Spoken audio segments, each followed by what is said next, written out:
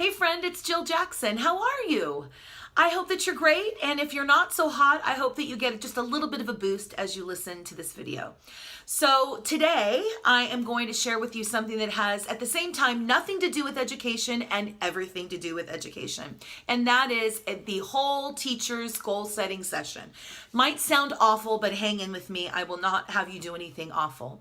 One of the things that I think we need to get a lot better at in our profession is not leaving everything out on the court so that we don't have anything left for ourselves and for our families. The whole teacher, the idea that the teacher is a person, and part of what the teacher does in the classroom or at school or in school life is what they do, but it is not the whole.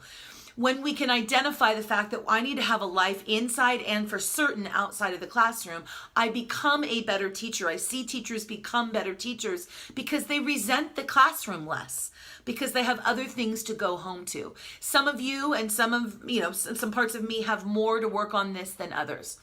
But I am a follower of Dave Ramsey. He has Financial Peace University and some great books and all of that. This is not a plug for him, but I have used his goal setting template every January 1st. Not for New Year's resolutions, but as ways to just improve myself in some key areas. And for those people who know me, you know I constantly read. I am constantly reading self-help books. I find them fascinating, trying to just improve myself. And I find it oddly soothing, I don't know, to acknowledge that I am definitely not perfect. I wanted to share with you a few books that I'm reading before I share with you the steps for goal setting and give you an assignment. So I'm reading this book, or I read this book just recently called Daily Rituals. Not that great, but I was just kind of curious. It's about how artists work, and I didn't read that part. It's a little weird. Didn't love it, but I learned a couple of things. I read a book, which, by the way, none of these are education books. I read a book called Why Simple Wins. I realize this is probably backwards for you, or maybe it's not. I don't know. It's called Why Simple Wins by Lisa Bodell. And this is great about simplifying. And if you know anything about me, this word simple excites me. I'm reading this fabulous book. I'm just a few pages into it, but it's already just like mind blown. High Performance Habits by Brendon Burchard. And then the book that I just finished that I loved, and the problem is I ruined it on the bottom because I dipped it in the pool on accident. I was reaching for my iced tea and dipped the whole book, or the bottom part of the book, in the pool. But it's The 5-Second Rule by Mel Robbins. All of these books are not magic, but they're just one step in helping me get better at how I work, how I live, how I use my time, and how I relate to people, and all of that kind of stuff.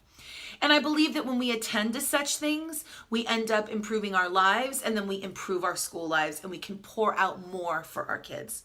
So there are 7 areas. You might want to grab a pen and a paper because I'm going to have you jot them down.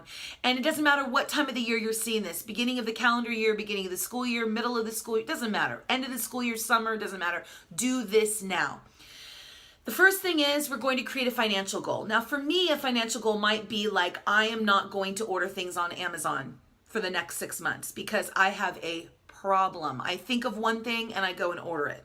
And it's a real issue with one-click ordering, and then I got an Alexa and I can order that way. So a financial goal for myself is if I need something, I'm going to go to Walgreens, I'm going to go to Target or someplace like that and buy it myself, because usually what ends up happening is by the time I get to Walmart or Target, I don't even want that thing anymore, and so I don't end up spending the money on it. So that might be just something, a very, very simple financial goal. Second thing is spiritual. It does not matter what you believe or what you don't believe, but do you have a spiritual goal? Do you have a way to attend to yourself at a spiritual level? For me, I go to church. I'm a Christian. I attend church. Something that I might have as a spiritual goal is to write down one thing a day that I'm grateful for. And if I skip a day, oh well, move on. But I'm trying to attend to all these different layers in my life. Third area is educational. Do I have an educational goal for myself? And note to you and to me, this does not mean a teaching goal. What this means is it is a goal for me learning more stuff. That's where this comes in. So maybe you want to learn how to knit. I have taken some flower classes and I absolutely love them. And so maybe that's the educational thing. Maybe you want to learn how to have a morning routine that suits you better. You want to learn how to cook, or you want to learn how to change your oil, whatever it is. What's an educational goal for yourself? A skill that you can grow. Next is family.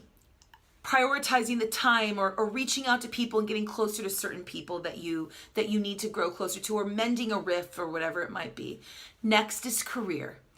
What do you want to grow in your career? You want to identify something you want to be recognized for, or you want to go for a distinction in your teaching credential. What is that in your career that you want to set and work toward? The next one is fitness. You guys, I fail miserably at this, yet I still create a goal for myself to say, I want to get out every day in fresh air and move. And even if that means 2 minutes that I literally walk down the hall in the fresh air and I come back, great. But set a fitness goal. And then the last one is social. And I think that I saved this one for last because I secretly think it's the most important. What goal do you have for yourself? Do you want to have, like I do? I started this year upon the recommendation of my family. I love to cook. I love to entertain. I do Sunday suppers. So I just had it last Sunday. Have a bunch of girlfriends over. I get to cook some of my favorite things, and we sit around the table and we laugh and we talk and we invite new people in and we get to know people. It's awesome. It's 4 hours. I love it. And they do too. And I've forged new friendships and it's been great. So, financial, spiritual, educational, family, career, social, and fitness. Those are the 7 areas that we set goals in so that we can elevate our entire lives, so that we can be healthy spiritually, emotionally, physically, etc., to be able to serve our kids well. Us in education, terrible sentence, being martyrs or suffering because of the profession that we've chosen does not allow us to fulfill our destiny of being teachers. Personal health, emotional health, spiritual health, educational health does. And so we want to focus on those things so that we can elevate ourselves to elevate our students. So, your assignment. I can't leave without an assignment. I'm a teacher after all. I want you to go through those areas: financial, spiritual, fitness, educational, family, career, and social.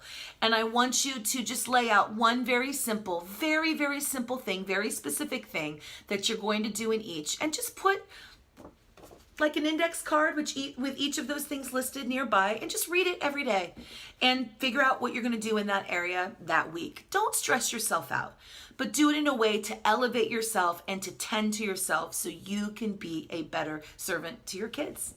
Have a great day.